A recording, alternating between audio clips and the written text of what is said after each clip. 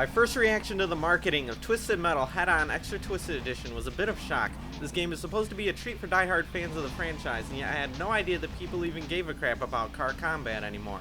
As far as I was aware, it was a style of gameplay that died out just as quickly as it became popular years ago. However, here we are with the new game, and it's supposedly doing at least pretty good.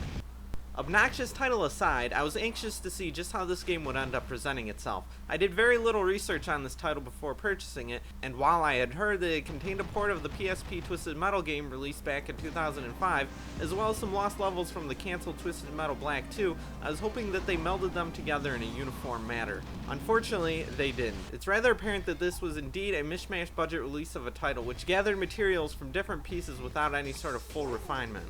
So first, we'll take a look at the PSP port of Twisted Metal Head-On. My first impression was that it definitely originated from a PSP video game. While it's said to have a slight graphical overhaul, it's not nearly enough to make it look like a full-tilt PlayStation 2 game. You can easily tell by its muddy colors, lower viewing distance, and lack of geometry in its design. You better refocus your next-gen gaming eyes before taking a look at this one. I was once actually a fan of the Twisted Metal series. I had a lot of fun with the first two games in the series back on the original PlayStation. They had just the right combination of camp and edge that would appeal to a younger person like I was. Eventually, my interest kind of subsided after that, as seemingly the rest of the worlds did as well. Every other car combat game I tried, which was admittedly only one or two, was shit. Twisted Metal Head-On brought back that enjoyment I used to have with the Twisted Metal series.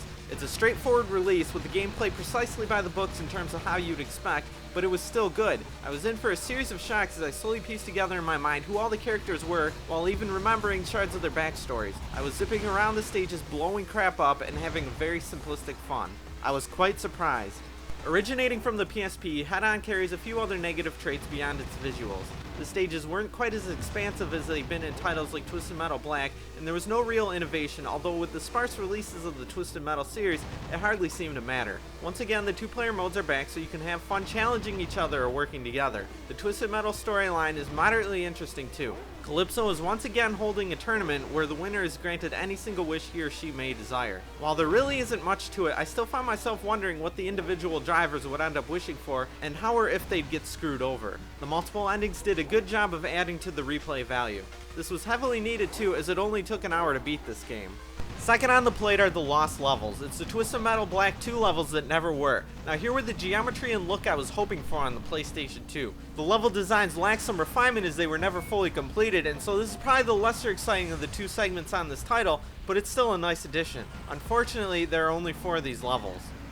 Finally, this release packs some interesting bonus material which contains some insight on the history of the Twisted Metal franchise. Now, I'm usually the person who skips over most of the bonus material in the random DVDs I watch, as honestly, I usually find them quite boring. However, it's quite to the point here and doesn't pull all of its punches in trashing the people who screwed with their releases.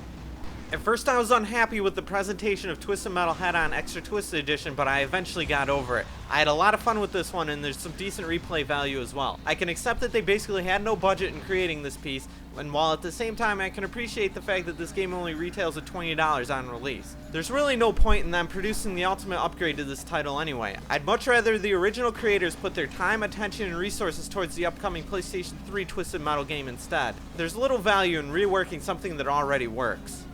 Twisted Metal Head-On is a great addition to the PlayStation 2 library, and despite its weird release, I heavily recommend it to anyone who was once a fan of the Twisted Metal series, or at least finds themselves intrigued by the gameplay. It's a definite visual step backwards, but if you can handle that, it's all good times.